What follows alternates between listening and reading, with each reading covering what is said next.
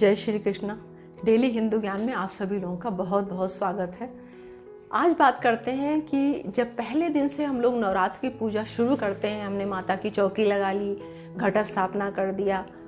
अब सब लोगों का अलग अलग रहता है, किसी के पास समय है, किसी के पास समय नहीं है, लेकिन नवरात्र में माता रानी को सब प्रसन्न करना चाहते हैं, इनकी आराधना सब करना चाहते हैं। तो जिसके पास समय नहीं है उसको किस तरह से पूजा करनी चाहिए कि उनका आशीर्वाद उसको भी उतना ही उस अच्छी तरह से मिल सके, जितना कि लंबे टाइम तक जो पूजा पाठ करते हैं, जो पूरा 9 दिन तक पूजा करते हैं। बहुत लोग व्रत रख पाते हैं, बहुत लोग नहीं रख पाते हैं। तो हम ऐसा क्या उपाय करें, कैसे करें कि माता रानी थोड़े से उसमें जितनी हमारे पास टाइम है उसमें ही उनको हम प्रसन्न कर लें।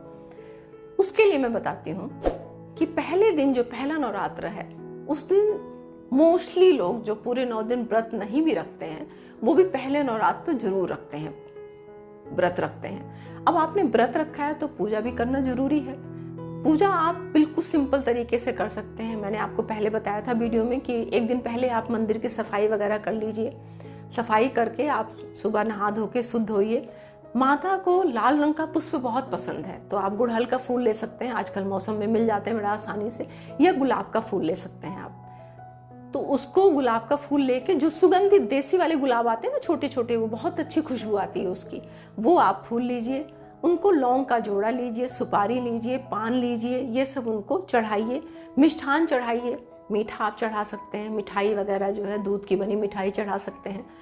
फल चढ़ाइए, आपके पास एक फल है एक चढ़ाइए, एक मिठाई का टुकड़ा चढ़ाइए। मिठाई नहीं है तो बतासा चढ़ाइए, आप बतासा भी नहीं है तो गुड़ चढ़ाइए आप उनको, गुड़ भी उनको बहुत पसंद आता है, वो आप चढ़ाइए। और इसके साथ में आप उनको फूल माला चढ़ा के लौंग चढ़ाइए, लौंग का जोड़ा उनको समर्पित करिए। पान से बहुत जल्दी प्रसन्न होती हैं। आप पान लेके, पान सुपारी उसमें लौंग का जोड़ा बतासा रख के उनको समर्पित कर सकते हैं। तो ये सब आप चढ़ा के, आपको अगर कुछ नहीं आता है, आप कुछ नहीं करना चाहते हैं, कुछ नहीं से मेरा मतलब हवन नहीं करना चाहते हैं, आप दुर्गा सप्तशती का पाठ नहीं करना चाहते, क्योंकि पाठ अगर आप दुर्गा सप्तशती का करते हैं तो वो आपको पूरा दुर्गा सप्तशती का पूरा पाठ आपको खत्म करना पड़ेगा। पूरा पाठ करेंगे तभी वो बहुत विधि विधान से होता है वो।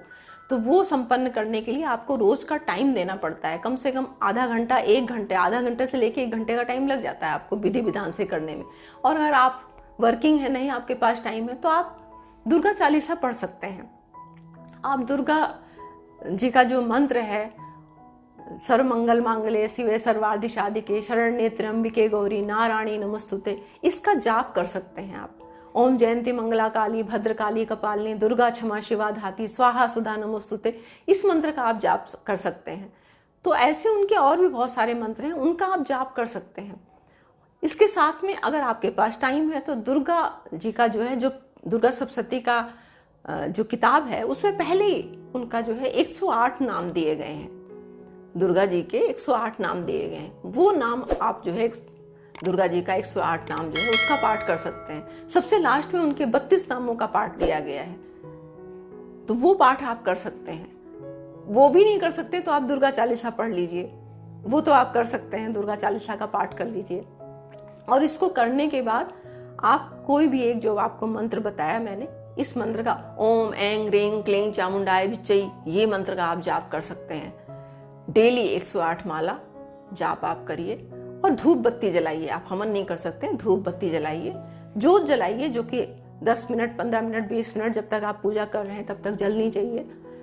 ये सब करिए। अगर आप कन्या, आपके घर में कन्या बिठाने का विधि विधान नहीं है, आपके यहाँ ऐसी परंपरा नहीं है, नहीं बिठाई जाती है, तो कोई बात नहीं, आप फिर नारियल और कलश ये सब स्थापित मत करिए।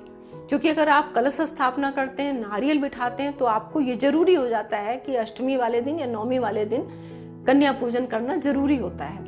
तो अगर आपके यहाँ ये सब नहीं किया जाता है तो आप कुछ नहीं, सिंपल तरीके से इस तरह से पूजा कर सकते हैं। आप ये भी नहीं कर सकते हैं तो आप जब ऑफिस जाते हैं, आपके रास्ते में जो कोई मंदिर पड़ता है दुर्गा जी का, वहां पर आप जाके मत्था टेक सकते हैं, उनकी आराधना कर सकते हैं, उनके दर्शन कर सकते हैं, उनकी स्तुति कर सकते हैं। क्योंकि माँ जो है वो कुछ भी आप थोड़ा सा भी जैसे भी करते हैं, बच्चे जब माँ के करीब जाते हैं ना और अपना प्रेम, अपना भाव प्रदर्शित करते हैं, वो दिखाते हैं कि माँ मैं तुम्हें प्यार करता हूँ, मेरे दिल में तुम्हारे लिए प्रेम है, तो वो ममता जो है माँ की, वो समझ जाती है कि मेरे बच्चे मुझसे क्या चाहते हैं, इनका भाव क्या है। तो आप किसी भी भाव से कुछ भी कर सकते हैं। आप कुछ नहीं कर सकते हैं, आप सात्विक जीवन, खान पान में आप परहेज करके, सबसे बड़ी बात है आप झूठ मत बोलें, आप किसी के साथ गलत मत करें इन 9 दिनों के बीच में।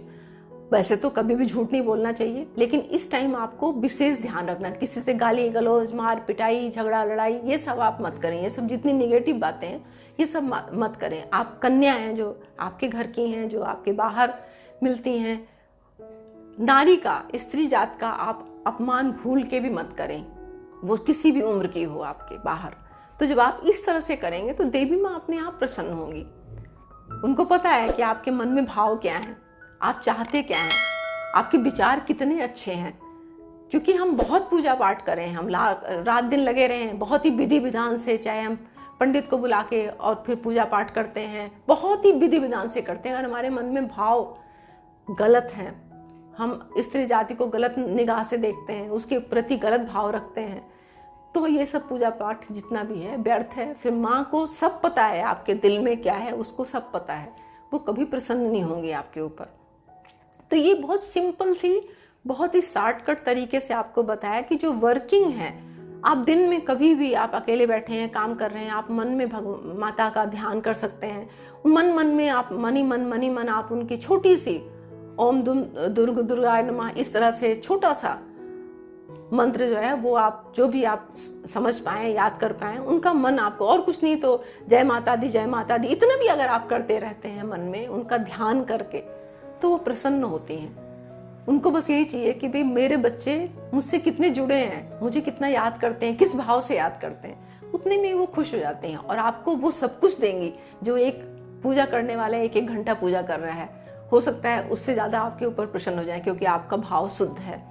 तो इस तरह से जब आप पूजा करेंगे नवरात्रों में, और कुछ चीज़ों का ध्यान रखना है आपको कि ये नहीं करना है, तो माता रानी बहुत जल्दी प्रसन्न होती हैं। आप मंदिर में 9 दिन, जब आपके मंदिर नवरात्रि चलते हैं 9 दिन में, तो आप किसी भी मंदिर में जाके, वहाँ पर जो आपके आसपास बड़े बड़े मंदिर हैं या छोटे मंदिर हैं माता का, जहाँ पर वो है, वहाँ जाके आप दान कर सकते हैं। भंडारा चलता है, अष्टमी को भंडारा होता है, नवमी को भंडारा होता है, उसके लिए आप दान कर सकते हैं, अन्न दान कर सकते हैं, सब्जियों का दान कर सकते हैं, फलों का दान कर सकते हैं। आप दान पुण्य करिए। आप उनके निमित्त जाके उस मंदिर में आप झंडा लगा सकते हैं, छोटा बड़ा जैसे भी आपकी सामर्थ्य है वो कर सकते हैं। आप भेंट चढ़ा सकते हैं उनको, जाके किसी मंदिर में जाके आप उनको, एक ही दिन जाइए, आप वहाँ भेंट चढ़ा दीजिए, आप दर्शन करिए। तो ये 9 दिन ऐसे दिन हैं, ये शारदीय जो नवरात्रे शुरू होते हैं, ये नवरात्रे जो हैं वो वैसे तो 4 बार आते हैं साल में, गुप्त नवरात्रे होते हैं, आषाढ़ वाले नवरात्रे होते हैं, लेकिन ये 2 नवरात्रे जो होते हैं ये गृहस्थ जीवन के लिए बहुत ही ज़्यादा फलदायी हैं। एक जो चैत्र के नवरात्रे हैं, एक दूसरा ये शारदीय नवरात्रे। तो ये दोनों नवरात्रे हम लोग बड़े धूमधाम से मनाते हैं। 4 नवरात्रे जो चारों मौसम है ना हमारे, उस मौसम के संधि, जब 2 मौसम की संधि होती है तब ये नवरात्रे शुरू होते हैं। तो इसका बहुत बड़ा महत्व है, क्योंकि हमारे बॉडी में प्रतिरोधक क्षमता बढ़ती है जब हम उनसे शक्तियों का आवाहन करते हैं। माँ से हम शक्तियों का आवाहन करते हैं। बचपन में भी जब हम छोटे होते हैं तो माँ ही हमें पालती है, पोसती है, और उससे ही हम जो उसका दूध पीते हैं, उससे जो कुछ हमें पोषण मिलता है, उससे हमें शक्तियों की प्राप्ति होती है ना। तो जब हम बड़े हो जाते हैं तो हम देवी दुर्गा का आह्वान करते हैं, और उनसे, वो तो आदि शक्ति हैं, उनसे हम शक्तियों का आह्वान करते हैं और शक्ति मांगते हैं कि इस दुनिया में, इस जीवन में जितने संघर्ष हैं, जितनी परेशानियों से, इनसे लड़ने की माँ मुझे शक्ति दो। तो इस तरह से आप नवरात्रों को मना सकते हैं। आप मन में बिल्कुल भी जरा भी आप दुखी मत होइए कि नहीं मेरे पास टाइम नहीं, मैं ज़्यादा पूजा नहीं कर सकता हूँ, मैं ये विधि विधान नहीं कर सकता हूँ, ये नहीं कर सकता हूँ, वो नहीं कर सकता हूँ।